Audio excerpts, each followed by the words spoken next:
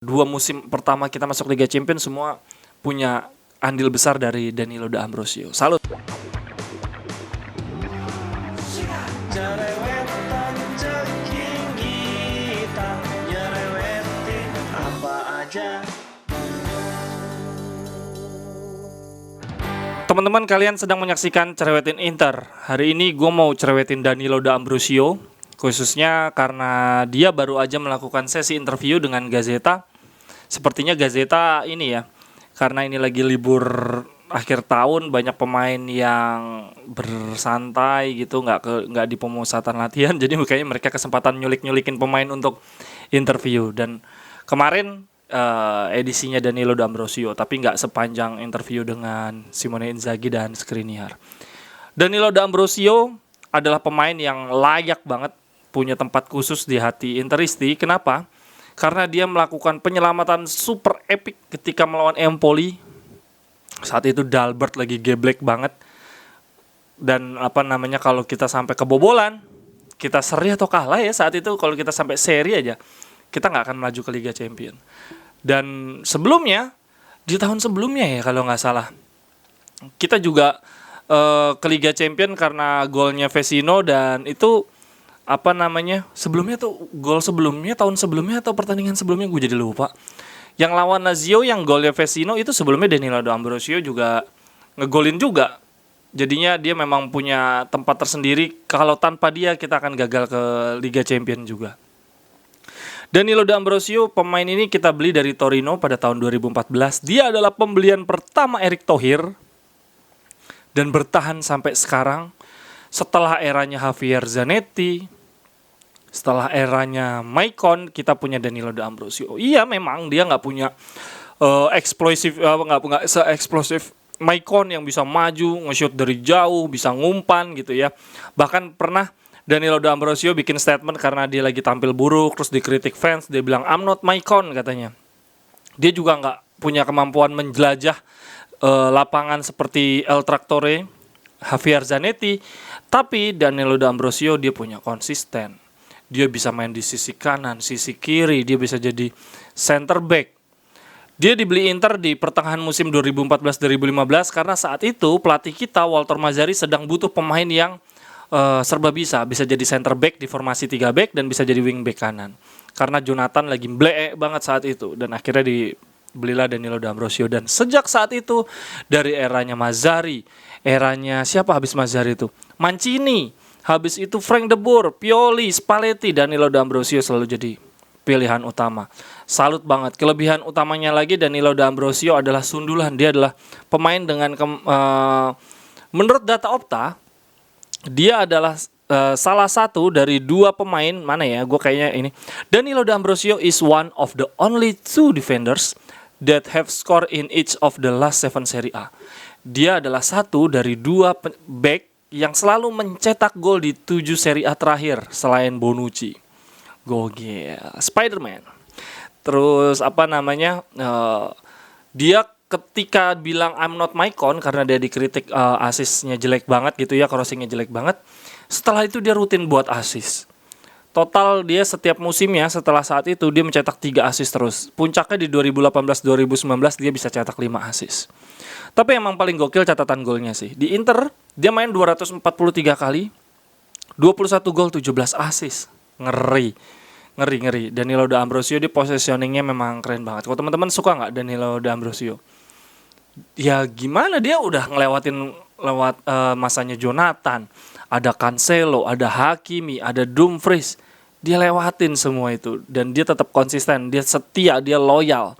Nah, dia ternyata setelah gue baca-baca, ini akademinya dia mainnya di Fiorentina, di Salernitana. Habis itu ke Fiorentina. Salernitana teman-teman tahu kan? Yang baru kena kasus. Jadi Salernitana itu 31 Desember yang kemarin itu dapat batas waktu untuk segera menjual kepemilikannya dijual gitu ya. Kalau sampai 31 Desember nggak dapat pemilik baru, mereka akan dicoret dari Serie A. Tapi ternyata akhirnya dibeli oleh pengusaha dari Napoli. Salernitana ini dimiliki oleh Claudio Lotito, pemilik Lazio. Sementara Serie A melarang tim yang dimiliki oleh satu orang yang sama bermain dalam satu divisi. Salernitana sama Lazio kan ada di sama-sama di Serie A, nggak boleh. Kayak pemiliknya Napoli, si siapa? Lupa lagi pemiliknya Napoli. Coba gue cari pemilik Napoli, ada gitu orang bikin konten sambil ngetik pemilik Napoli. Mesti sekarang udah dia ngomong ini udah. Oh ini Aurelio De Laurentiis, itu juga dia punya Bari kalau nggak salah main di Serie C. Terus ada pemilik Indonesia juga punya Como, kan nanti kapan-kapan kita bahas ya Como yang dimiliki oleh pengusaha Indonesia ya, pemilik Jarum ya. Oke, langsung aja kita baca interviewnya Danilo De Ambrosio. Jadi hal pertama yang dibahas itu adalah tentang Lukaku. Si Danilo De Ambrosio dia bilang bahwa setiap orang about Lukaku, I can say that everyone is free to say what they want and every word its consequences. Semua orang punya kebebasan untuk berpendapat, tapi setiap kalimat itu ada konsekuensinya. Bagi kami, kemarin adalah masa lalu, besok adalah masa depan, dan yang terpenting adalah masa kini dan masa depan. Jadi masa lalu udah nggak dihitung lagi gitu. Kemudian ada 2 klub yang memberikan penawaran buat gue menunggu sampai last minute untuk Inter. Kemudian gue turunin gaji gue hanya untuk bermain untuk Inter. Ini gokil emang si Danilo De Ambrosio ini. Kemudian pewawancaranya nanya wartawannya, Danilo De Ambrosio, ownership, director, player semua datang dan berganti, dan lu masih aja di sini. Apa rahasianya? Ya karena gue mencintai jersey ini. My affection for the shirt, it comes either naturally or from playing. Gue nggak tahu rasa cinta gue terhadap jersey ini tuh antara tumbuh secara natural atau karena gue bermain di sini gitu. Tapi yang pasti gue sangat profesional. Apa harapan lo di tahun 2022? Berkembang, katanya si Danilo. Kita semua tidak puas dan bahkan memastikan walaupun kita juara, tapi gue yakin ini akan jadi semakin sulit.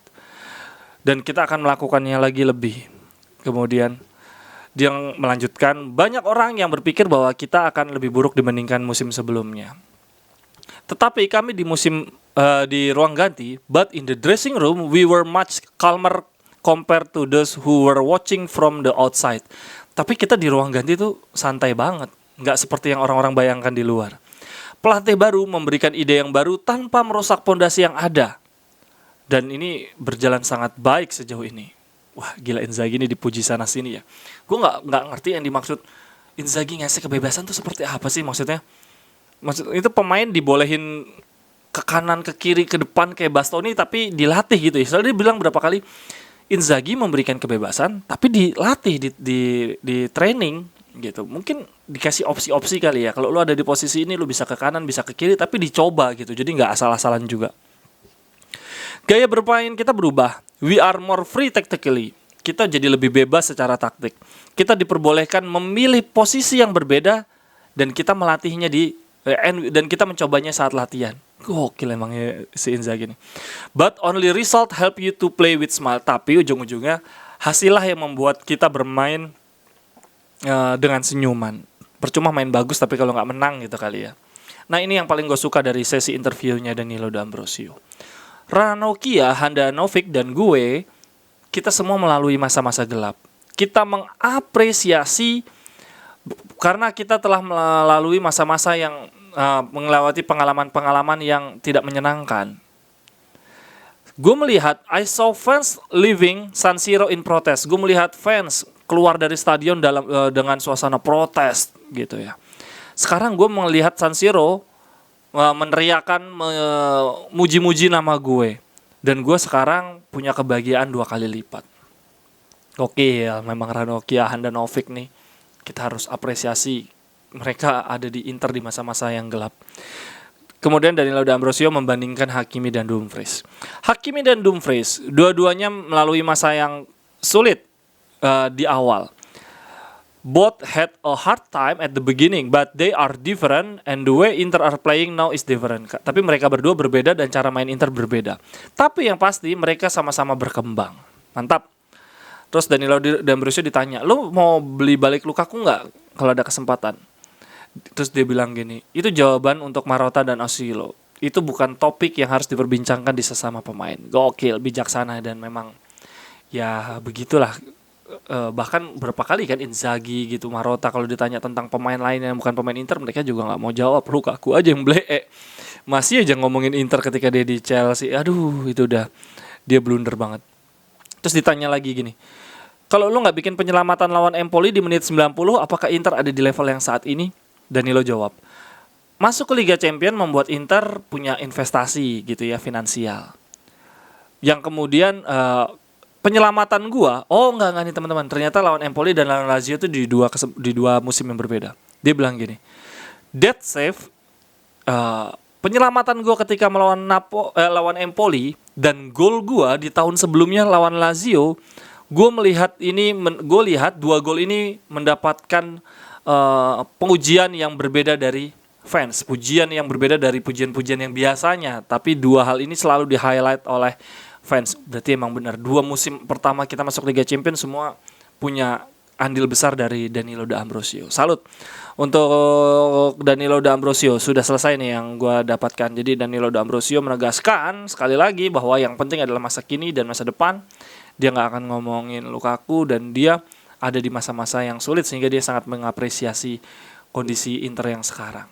Kalau menurut teman-teman, Danilo perlu dipertahanin nggak nih? Terutama dia kontraknya habis juga nih sama kayak Kolarov dan Ranocchia nih. Kalau menurut gue dipertahanin karena dia bisa jadi center back, bisa jadi wing back. Kita butuh banget. Dia persis banget kayak Darmian sih, tapi kan Darmian masih bisa inti. Dia jadi opsi ketiga di banyak posisi lah. Jadi ketika Coppa Italia atau pemain lagi cedera parah kan, kayak Darmian cedera, Dumfries butuh rotasi, Danilo D'Ambrosio bisa masuk. Skriniar butuh rotasi. Sekarang kan Skriniar backupnya emang murni Danilo D'Ambrosio, nggak ada yang lain. Musim depan mungkin Ginter sama Bremer bisa aja masuk, tapi itu pasti gantiin posisinya Ranocchia sama De Vrij.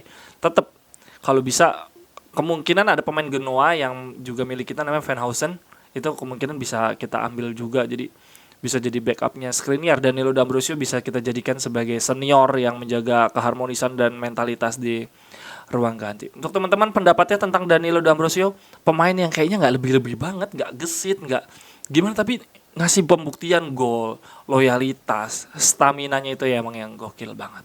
Oke deh, sampai di sini dulu. Jangan lupa teman-teman, hari Kamis 6:30 ada Inter lawan Bolonya. Kita cerewetin live bareng-bareng. Terima kasih banyak untuk yang sering komen, yang ngasih pendapat, untuk yang sudah ngisi formulir untuk promo bisnis. Mohon bersabar, gue akan usahakan setiap hari mempromosikan, atau setidaknya 2 hari sekali. Sekali lagi sehat selalu untuk teman-teman semua. Diskusi tentang Inter, tentang Serie A untuk yang fans bukan Interisti di sini. Silahkan kalau ada yang mau komentar tentang klubnya, mau dicerewetin pemain-pemainnya, nanti gue bisa cari artikel-artikel yang bukan artikel dari dalam negeri, biar kita semua bisa belajar bareng-bareng, bisa cerewetin bareng-bareng. Sampai ketemu di cerewetan-cerewetan berikutnya. Bye-bye. Thank you. Sehat selalu untuk teman-teman semua.